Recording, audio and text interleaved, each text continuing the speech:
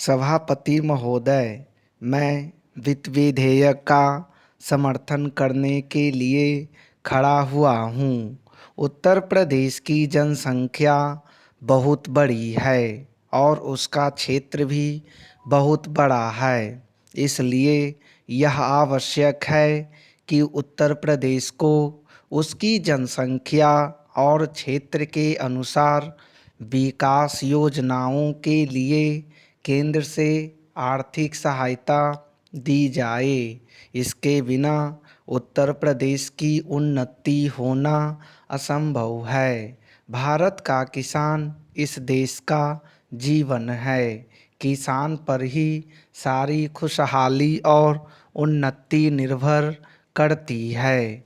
अगर उसका जीवन समृद्ध होगा तो देश भी समृद्ध होगा। इसलिए यह आवश्यक है कि किसान के दैनिक जीवन की चीज़ें सस्ती हों और उसके खाद और कृषि यंत्र आदि सस्ते दामों पर मिल जाएं।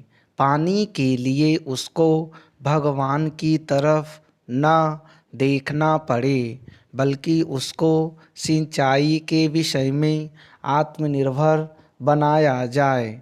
जब तक किसान को पूरी सुविधाएं नहीं दी जाएंगी, तब तक देश उन्नति नहीं कर सकता है। मेरा यह भी निवेदन है कि जिन परिवारों में खेती का काम होता है, उन परिवारों के बच्चों को कृषि विभाग में नौकरी देनी चाहिए। यह मैं आवश्यक समझता हूँ, क्योंकि उन्हें कृषि के बारे में व्यावहारिक ज्ञान होता है। सभापति महोदय, वर्तमान सरकार ने समाजवाद की नीति अपनाई है और सरकार समाजवाद की तरफ कदम बढ़ा रही है। लेकिन हम देखते हैं कि बड़े और छोटे सरकारी कर्मचारियों के वेतन में बड़ा फर्क है। कुछ अधिकारियों का वेतन हजारों में है, जबकि चपरासी आदि छोटे सरकारी कर्मचारियों को सिर्फ 5,000 या 7,000 रुपये मिलते हैं। आज वेतन में यह जो फर्क है वह समाप्त होना चाहिए।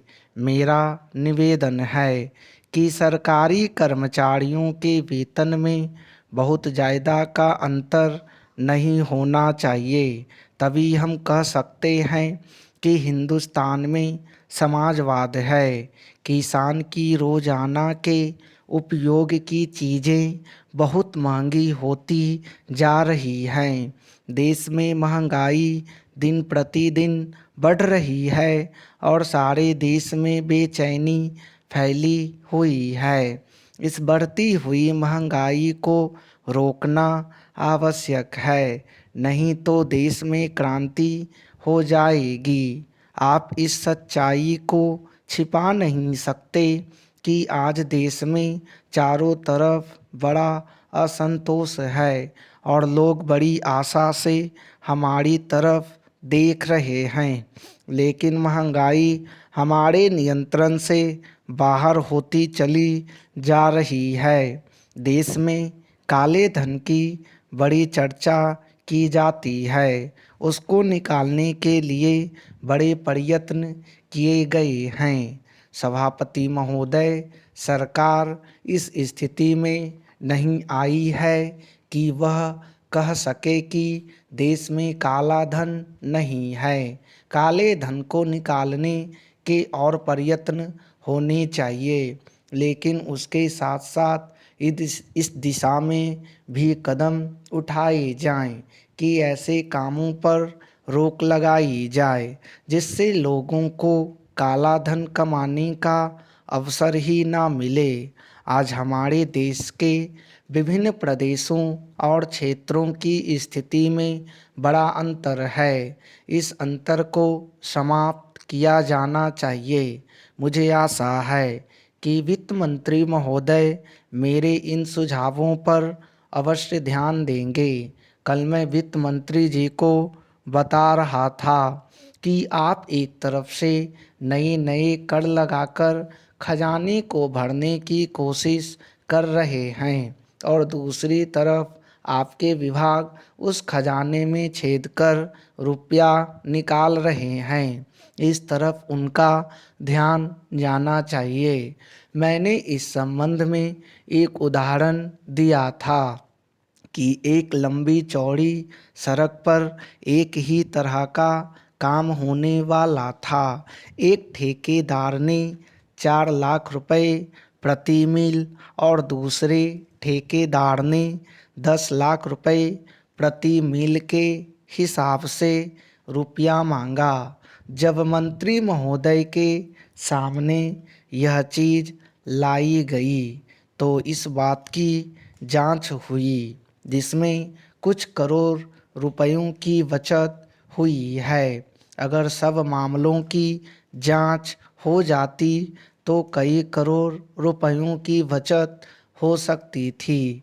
जैसा कल मैंने वित्त मंत्री जी से कहा, उन्होंने 2 करोड़ रुपए की छूट करों में देकर हम पर आसान लाद दिया, लेकिन मैं तो आपका कई करोड़ रुपयों का लाभ करा रहा हूँ। आप इसकी जांच कराइए और देखिए कि कैसी लूट हो रही है। इतना ही नहीं, इसका प्रभाव दूसरे विभागों पर भी पड़ रहा है।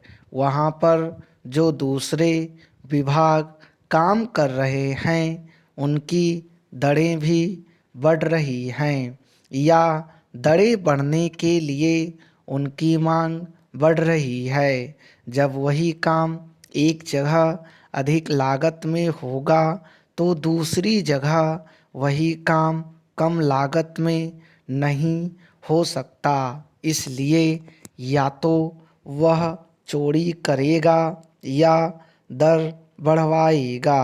अगर एक सड़क पर ऐसा होता है तो वहाँ जो दूसरे काम चलते हैं उनमें भी ऐसा ही होता है। ठेकेदार आपके विभागों के साथ मिलकर दर बढ़ाते हैं। मैं भ्रष्टाचार की बात नहीं कहता हूँ, उसको न आप बंद कर सकते हैं और न मैं बंद कर सकता हूँ और न लोग। अध्यक्ष महोदय, मैं कल कह रहा था कि वित्त मंत्री जी ने जिस संदर्भ में यह बजट प्रस्तुत किया है और जिन परिस्थितियों की पृष्ठभूमि में वित्त मंत्री का भार संभाला है, उस दृष्टिकोण से यदि इस बजट को देखें तो हम इस परिणाम पर पहुँचेंगे कि वित्त मंत्री जी ने निश्चित तौर पर ऐसा काम किया है जिसके लिए वे धन्यवाद के पात्र हैं। उन्होंने देश की अर्थव्यवस्था को सुधारने के भार को लेकर उसमें सफलता प्राप्त करके देश की बिगड़ती हुई आर्थिक दशा को सुधारा। पिछले वर्ष देश का उत्पादन बढ़ा है, उद्योगों में सुधार हुआ है, कीमतों में सुधार आया है, हमारा आयात कम हुआ है और निर्यात बढ़ा है। इस तरह से देश में एक नई आशा और विश्वास पैदा हुआ है। इस वर्ष के बजट द्वारा भी उन्होंने पिछले वर्ष के कार्यक्रम को जारी रखने की कोशिश करने का प्रयास किया है। मुझे इसमें कोई संदेह नहीं है कि इसमें भी उनको सफलता मिलेगी। उन्होंने देश के आयात निर्यात के बारे में जो कदम उठाए हैं उनसे निश्चय ही हमारे विदेशी व्यापार का संतुलन सुधरेगा। यह निश्चय के साथ कहा जा सकता है।